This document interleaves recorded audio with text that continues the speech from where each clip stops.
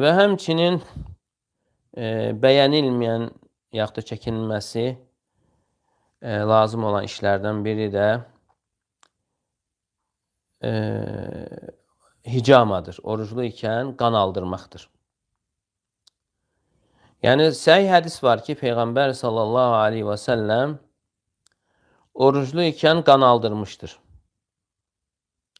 Və Ənəs radiyallahu anhudan soruşulanda ki, yəni siz oruclu insana qan aldırmağı bəyənmirsiniz, xoşlamırsınız bunu. Deyir ki, xeyr, illə min əcli zaf. Yəni, onun bəyənilməməsi zəifliyə görədir. Yəni, insanı zəif salmasına görədir.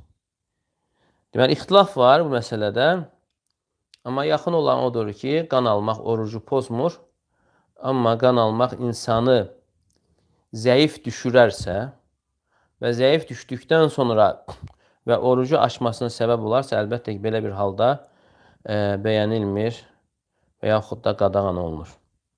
Və ona görə deyilir ki, əgər qan alma insanı zəif düşürərsə, onun üçün məkruhdur.